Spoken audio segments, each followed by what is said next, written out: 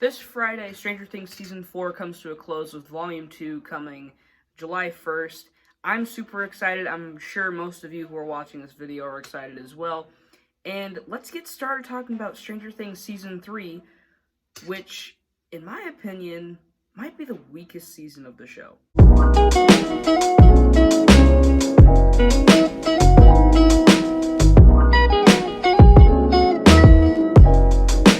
Hey everyone, welcome back to the channel. Movies and Train Studios here to review Stranger Things Season 3.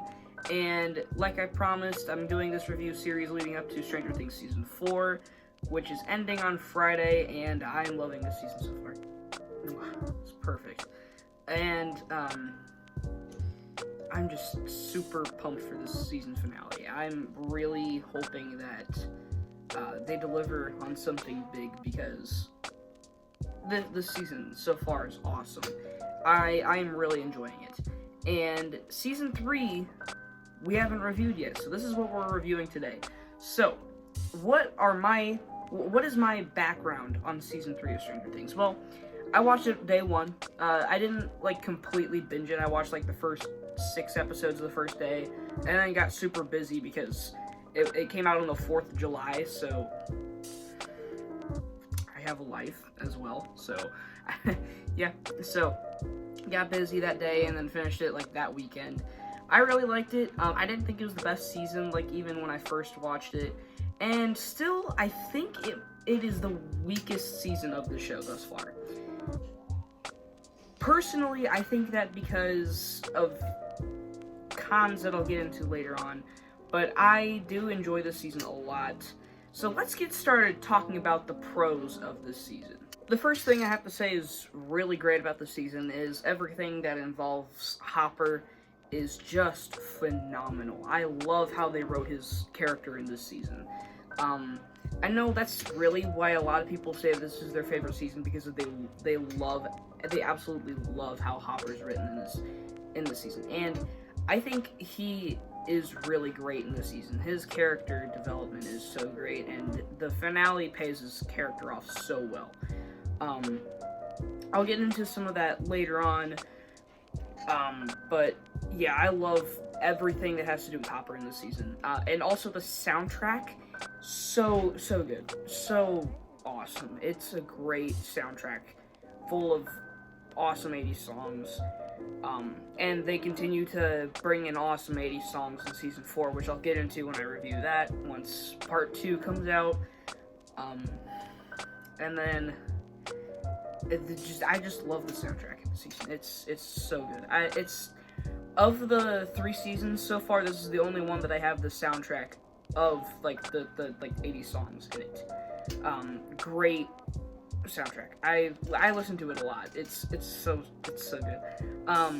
And Robin, the new character in the season, Maya Hawke, Ethan Hawke's daughter, Ethan Hawke and Uma Thurman's daughter, she is so good in this show. The acting chops from Uma Thurman and Ethan Hawke really show in her. She's a great actress. Steve and Dustin's subplot, just as good as Season 2. I love their subplots together. Their friendship is so great, and I'm sure people will say the exact same thing. Their friendship is what carries this show a lot of times, and that's what really carries Season 2 for me, is their friendship. And not saying that's the only great thing about Season 2, but I think that their friendship is just great. And then adding Erica and Robin into their little circle is great. Great subplot that they have too, trying to stop the Russians, or trying to find the Russians in the mall, is just awesome. The humor in this season is really great as well. Every joke lands pretty much, and I think that this might be the funniest season. And then the finale, mwah, it's amazing. It's like chef's kiss, gold of Stranger Things. It's great. Everything that has to do with Billy is great. And then, of course, Hopper dying. Spoilers. I mean, this is a spoiler review, so it doesn't really matter. But Hopper dying was great, and the narration, not the narration, but like the monologue that's read as Elle's reading the letter from Hopper is so sad, but it's amazing. It's so good. Now let's move on to my negatives. And what really brings the season down for me is the characters of Mike and Lucas. And I'm gonna be honest, Mike might have been my favorite character leading up to the season.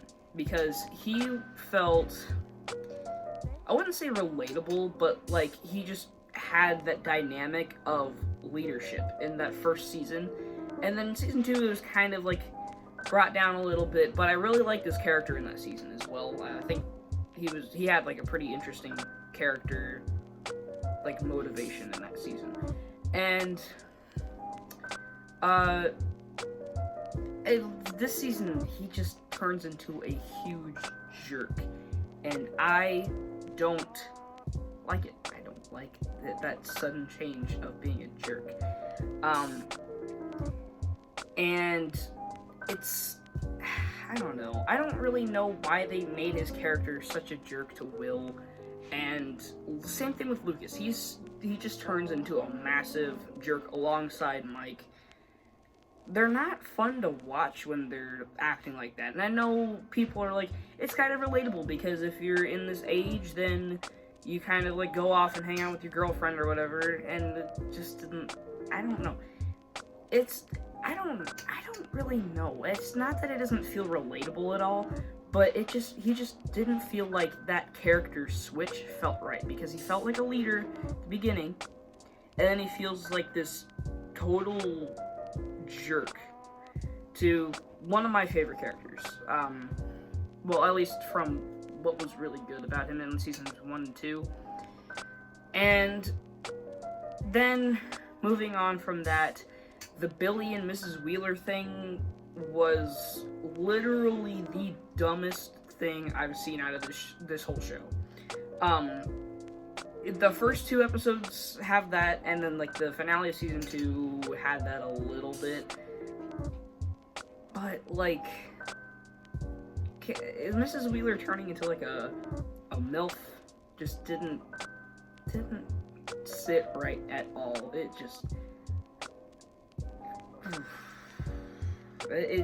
just so stupid. Not saying that I don't like what happens with Billy in the show, because he's a great villain in the season. But I like the beginning stuff, it just feels so dumb and out of place. Like, why did they add that into the show? Why, of all things, did they have to add that to the show? Why? Just why?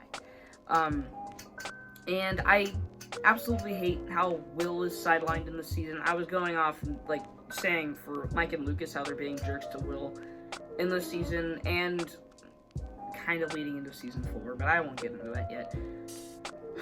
I hate how he gets so sidelined in this season. I think it's because they kind of like overuse his character in seasons 1 and 2 maybe, but he was barely in season 1, and season 2 he was really used well. Great character in season 2. But then this season he doesn't have any development except that he's the kid with the tingles going down his spine. Like that's just stupid. And I don't enjoy that. I don't enjoy when they sideline a character like him in a TV show. It just doesn't work. And then this season kind of just feels uneven to me. The first half is kind of like played for jokes a little bit, and then like the first 2 episodes maybe, but it's good for like setting up the characters, I guess, and it kind of works like that. And then everything after like the first 2 to 3 episodes, it's kind of what's going on with season 4 a little bit, but after like the first 2 or 3 episodes, it just kind of like starts going off, and it's good. It's good. I like the approaches. I'm not saying that it's like super bad or anything, but I'm not a huge fan of when like the show kind of like starts feeling uneven. But even though I like Stranger Things a lot, and that's kind of what they do in their show, so yeah, that's all I really have for negatives. And I really enjoy this season. It's a near perfect season. I think if those nitpicks maybe weren't like a big thing, I think maybe I would probably have this at like number 1 or number 2, but I just don't like a lot of things that happen in the season. Maybe they're just nitpicks, maybe they are, but I don't like some certain approaches to this season. I just don't enjoy them nearly as much as I do seasons 1 and 2. So far, this is my least favorite season of the show, and I know that's a really hot take. For some reason, I just don't see why it's so beloved. So yeah, thank you guys for watching this review, and also, if you didn't notice, I was able to start streaming on this channel again, so yeah, let's go. That's awesome. So yeah, hoping to stream again sometime this week, and thank you guys for watching again, and I'm hoping that Season 4, Volume 2 is awesome.